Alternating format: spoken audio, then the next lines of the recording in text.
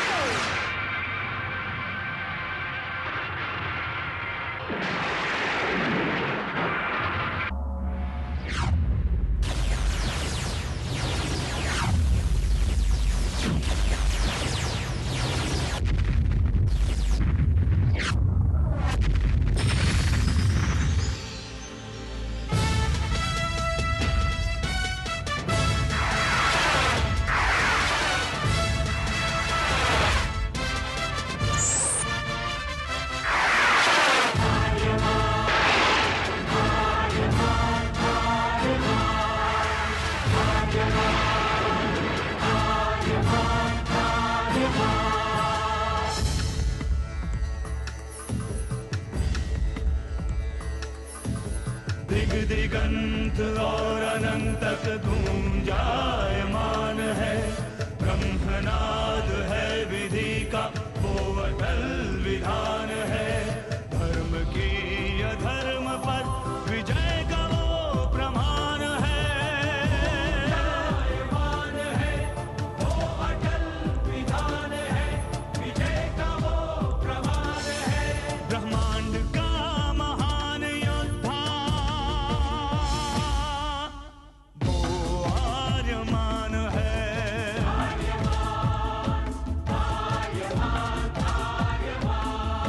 ब्रह्मांड का महान योद्धा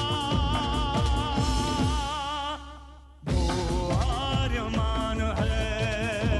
आर्यमान है।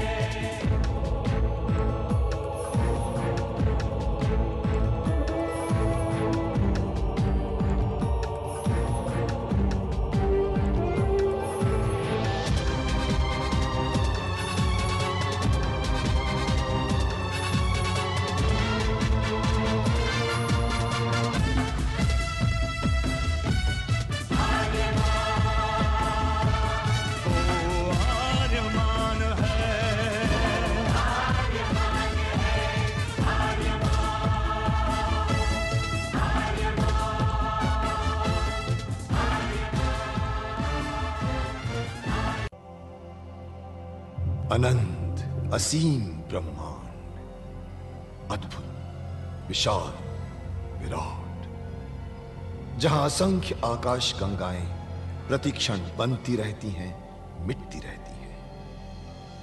हर आकाश गंगा में होते हैं अनगिनत तारे, अनेकों सूरज, और सूरज के साथ होता है अपना सौर मंडल, जिसमें रहते हैं अनेकों ग्रह। न जाने कितने सूरज चमके और बुझ गए, न जाने कितने तारे चमके और खो गए, न जाने कितने ग्रह, कितनी पृथ्वियां, कितनी सभ्यताएं बनी, बढ़ी और खो गई समय की इस अनंत धारा में।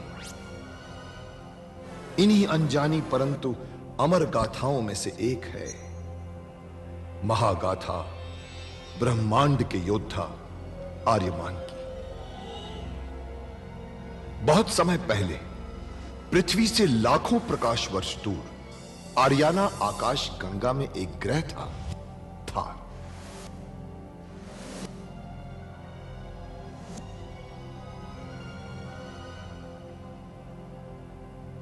थार एक रेगिस्तान था, पानी की बूंद नहीं थी, फिर भी पूरे ब्रह्मांड के लिए मूल्यवान था थार, क्योंकि थार में थी ऐसी खाने जहां से दुर्लभ जीवनदायी पदार्थ निकलता था, जिसे थारस कहते थे। यह किसी भी ग्रह की जहरीली से जहरीली हवा को भी रासायनिक प्रक्रिया से प्राणवायु बना देता था, जीने के लायक बना देता था। कहावत थी, थारस जिसके वश में, पूरी आकाश गंगा उसके वश में। आर्याना आकाश गंगा की संरक्षक संस्था ओमियान के नियमों के अनुसार थारस को कोई भी व्यक्ति अपने वश में नहीं कर सकता था। यहां तक कि थार ग्रह का राजा जारांत भी नहीं। राजा होते हुए भी जारांत अपना राज्य गणतंत्र प्रणाली से चलाता था। खानों से निकलने वाले थारस का 25% भाग ही थार ग्रह के हिस्से में आता था। बाकी का हिस्सा ओसेक अंतरिक्ष संगठन में चला जाता था। ओसेक आरियाना आकाश गंगा के व्यापारियों का संगठन था और जिसका संचालन अंतरिक्ष में बनाए गए एक कृत्रिम ग्रह ओसेक से होता था। मगर ओसेक संगठन में कई व्यापारी ऐसे भी थे जो अति महत्वाकांक्षी थे, जो पूरे ब्रह्मांड में अपना आधिपत्य स्थापित करना चाहते थे। परंतु जब तक ओमियान था तब तक कोई कुछ नहीं कर सकता था। ओमियान अंतरिक्ष के लोगों की संरक्षक संस्था थी जो अंतरिक्ष के निवासियों के हितों का पूरा ध्यान रखती थी और अपनी शांति सेना के द्वारा संपूर्ण ब्रह्मांड में शांति और व्यवस्था बनाए रखती थी। इसी ओमियान संस्था का अध्यक्ष था महान होशिंग। होशिंग जिस ग्रह पर रहता था उस ग्रह का नाम था गुरुक्षेत्र, जहां आज छिड़ी हुई है एक महाजंग।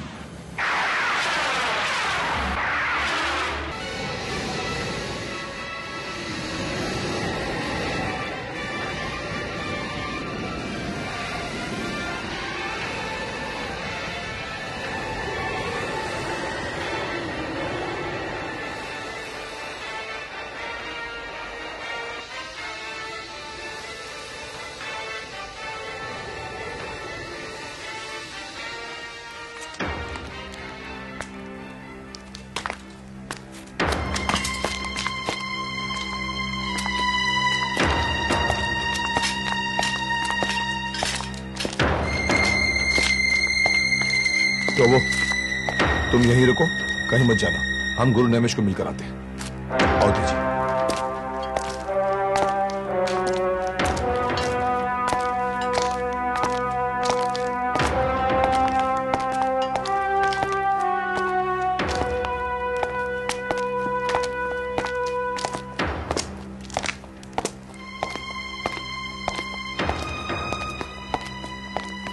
रहस्यमय जगह पर रहते हैं आचार्य नैमिष। वो स्वयं में अपने आप में एक रहस्य है। नहीं तो रक्षिंद्रा की मौत का रहस्य उन्हें कैसे पता होगा? मगर वो है कहाँ? यहीं कहीं ध्यान में बैठे होंगे। आओ देखते हैं।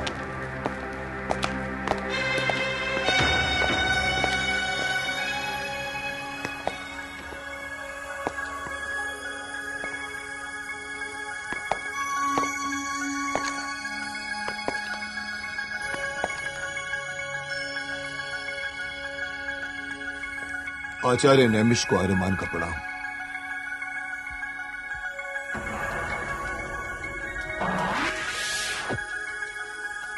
सत्य का कवच तुम्हारे साथ।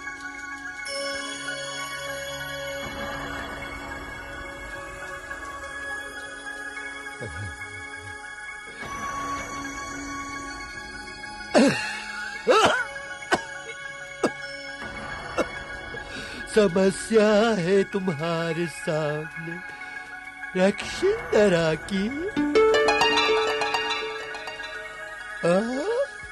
समाधान आपके पास है आचार्य। महानायक हर समस्या का समाधान स्वयं देते हैं। आर्यमान, विधाता ने ब्रह्मांड की समस्या का समाधान करने के लिए ही महानायक बनाकर भेजा है तुम्हें। आपका मतलब रक्षिंद्रा की मौत आर्यमान के हाथों से ही हो सकती है?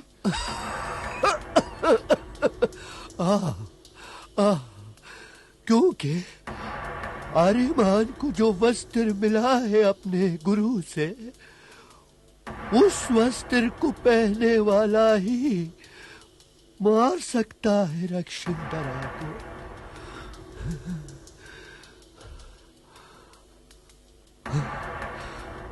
आर्यमान, कहाँ है तुम्हारा वो वस्त्र? यान में है आचार्य। लेकिन एक बात ध्यान रखना, जब भी रक्षिंदरा के सामने जाना वही वस्त्र पहनकर जाना जो तुम्हारी इच्छा शक्ति को प्रबल करेगा। वस्त्र का इच्छा शक्ति से क्या ताल्लुक है?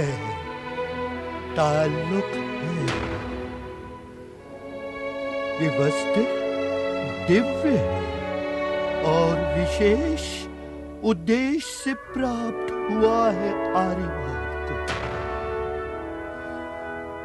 आर्यमान,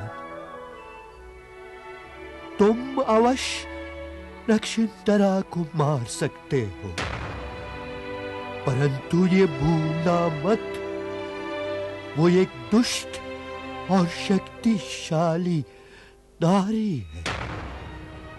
नारी वैसे भी अपने आप में शक्तिशाली होती है, परंतु उस दुष्ट नारी के पास पाप की शक्ति भी है। उसे हराना आसान काम नहीं होगा। अगर उसकी मौत किसी के हाथों से हो सकती है तो तुम्हारे हाथों से हो सकती है आर्यमान। यदि तुम उसे नहीं मार पाए तो ब्रह्मांड को उसके अत्याचार से कोई नहीं बचा सकता। अभी तो उसने संविधान के केंद्र पर काबू पाया है, परंतु वो संपूर्ण ब्रह्मांड को अपने वश में करने की महत्वाकांक्षा रखती है।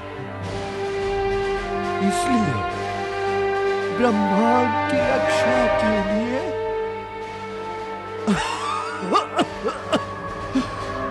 उसे समाप्त करना ही होगा। मेरा प्रयास कमजोर नहीं होगा आचार्य। तुमसे यही उम्मीद थी आर्यमान, परंतु तुम रक्षिंदरा को इतना कमजोर मत समझना। उसके पास पाप शक्तियों का भंडार है। तुम्हारे साधारण अस्त्र उसका कुछ नहीं बिगाड़ सकते। तो फिर वो अस्त्र कहां मिलेगा आचार्य जो रक्षिंदरा को समाप्त कर सके?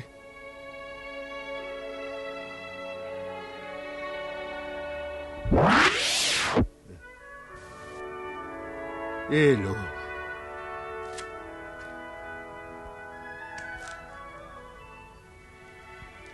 इसे पाप शक्तियों का नाश करने के लिए ही बनाया गया है आर्यमान, परंतु इसका प्रयोग संभाल कर करना, वरना इसका असर उल्टा भी हो सकता है। आप चिंता न कीजिए आचार्य, मैं इसका दुरुपयोग नहीं करूंगा। अब जाओ आर्यमान, सत्य का कवच तुम्हारे साथ। धन्यवाद आचार्य, धन्यवाद।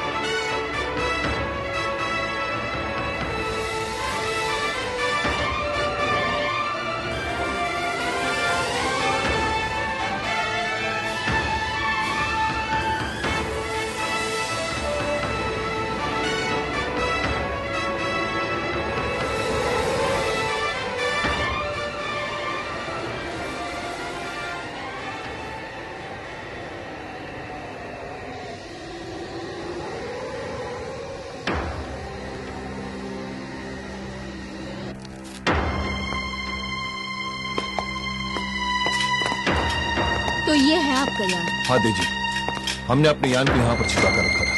तो वो अब यहाँ से हम अपने यान में यात्रा करेंगे।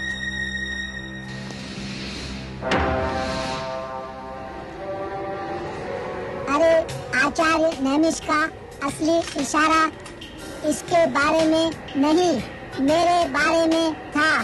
ब्रह्मांड के लोग महानायक कहते हैं आर्यमान को, मगर इसे असल में महानायक बनाने वाला कौन है? कौन है? टोबो है। अच्छा, ये टोबो कौन है? अरे मैं हूँ, और कौन?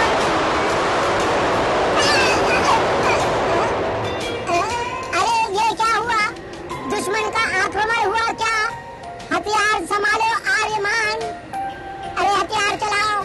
अरे कोई आक्रमण नहीं हुआ है टोबो, हम टाटू ग्रह के गुरुत्वाकर्षण से बाहर निकल रहे हैं बड़े भाई। और तुम्हें क्या लगा दुश्मन ने हमला किया? मुझे पता था पहले से ही। अरे तेजी, मैं इसकी परीक्षा ले रहा था। क्या है, महानायक की परीक्षा तो लेनी ही पड़ती है, वरना वो सुस्त पड़ जाता है। हाँ तो मैं क्या कह रहा था? तुम अपनी तारीफ कर रहे थे। अब से तुम्हें कोई भी परेशानी हो तो टोबो को याद करना। टोबो को मेरा पता है, महानायक निर्माता टोबो द्वारा आर्यमान गुरुसेठ। ये द्वारा आर्यमान क्यों? क्योंकि कुछ लोग आर्यमान को ज्यादा जानते हैं।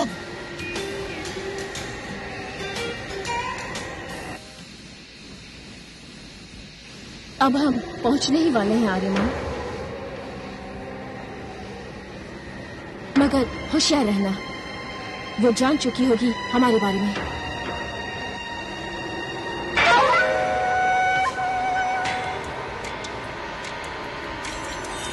ये अजनबी यान किसका है? तेजी का तो नहीं है। हो सकता है कोई यान भटकता हुआ वाराई ग्रह पर आ गया हो। ये भी तो हो सकता है कि तेजी ने हमें धोखा देने के लिए किसी और का यान लेकर आई हो। यहाँ पर ऐसे यंत्र भी तो नहीं है कि जिससे हम देख सके कि यान के अंदर कौन बैठा है। तो इस यान पर हमला कर दे पाप शक्ति रक्षिंद्रा। नहीं, सीधा हमला करने की कोई जरूरत नहीं है, लेकिन अपने यानों को आसमान में भेज दो और चारों ओर से घेर लो, और तुम लोग पता करो कि उस यान में कौन बैठा है और उसका वाराही ग्रह पर आने का मकसद क्या है। जी पाप शक्ति रक्षिंद्रा। और हाँ, उनकी गतिविधियों पर जरा भी शक लगे तो आसमान में ही उस यान की धज्जियां उड़ा देना। जाओ, जल्दी जाओ। जी पाप शक्ति रक्षिंद्रा।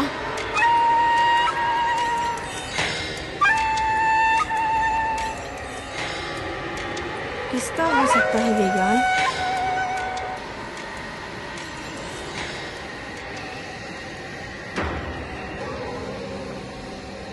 लगता है अभी तक हमारे बारे में खबर नहीं लगी रक्षिंद्रा।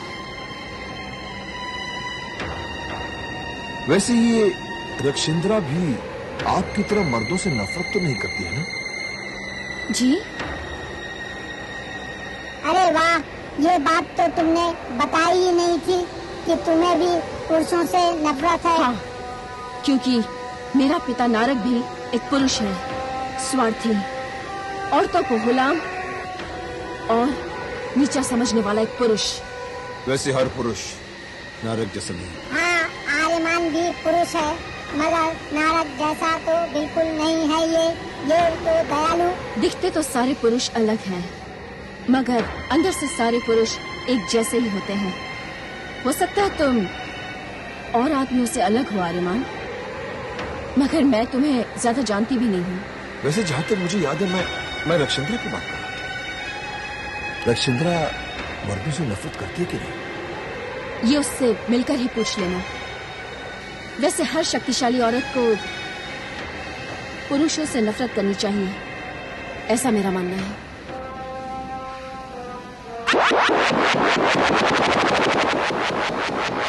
नफरत की आग हमें जलाने आ रही है। मतलब रक्षिंद्रा के यान आ रहे हैं।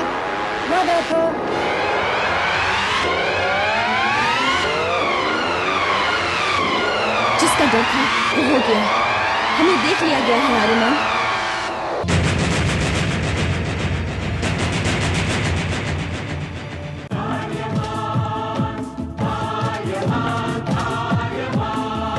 ब्रह्मांड का महान योद्धा वो आर्यमान है।